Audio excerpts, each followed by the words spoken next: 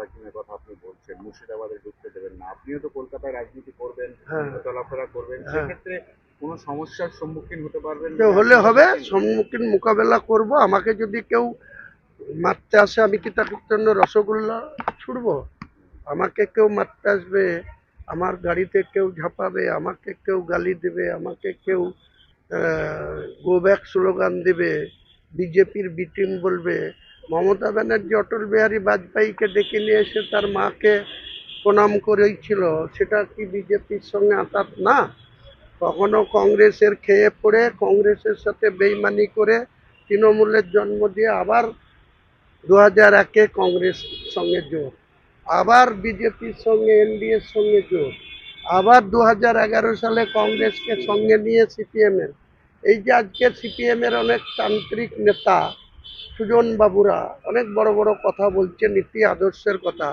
এই সুজন বাবুদেরকে যখন 2011 সালের ভোটে ঘাড় ধাক্কা দিয়ে বাংলার শাসন ক্ষমতা থেকে নামাবার জন্য যখন দুনিয়ার মানে সাধারণ বুদ্ধিজীবীর নামে আরএসএস থেকে শুরু করে এখানে কোনো লোক বামফ্রন্ট সরকারের পরাজয় আনার জন্য বুদ্ধিজীবীদের মিটিং মিছিল কলকাতায় হয়নি।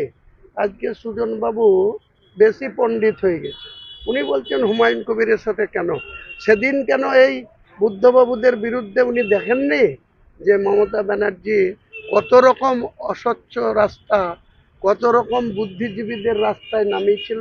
সেখানে আরএসএস ছিল, সেখানে অনেক শিক্ষিত পণ্ডিত মানুষ ছিল, অনেক বামপন্থীদেরও সমর্থক ছিল সেদিন, যে বামফ্রন্টের সরকারটাকে পরাজয় আনার জন্য, মমতা বন্দ্যোপাধ্যায়কে ক্ষমতায় আনার জন্য।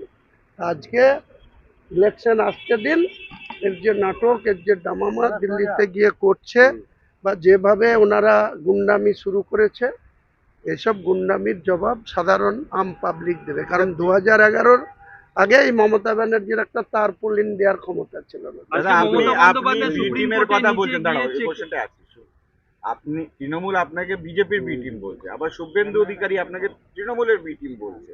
আসলে হুমায়ুন কবির কি? আর এটাই তো আনন্দ লাগছে যে শুভেন্দু অধিকারীও বলছে তৃণমূলের বি টিম, তৃণমূলের হয়ে কাজ করছি। আবার যেখানে যাচ্ছি সেখানেই তৃণমূলের গুন্ডারা, ববি হাকিমের গুন্ডারা আমাকে বিজেপির বি টিম বলছে। তা আমি কোথায় যাব? আমি তৃণমূলের বিরুদ্ধে, বিজেপিরও বিরুদ্ধে। ওদেরও রাতের ঘুম ছুটিয়ে দিয়েছি, শুভেন্দুরও আগামী দিনে মুখ্যমন্ত্রী হওয়ার স্বপ্ন ভঙ্গ করে দিয়েছি। আর মমতা ব্যানার্জিও চতুর্থ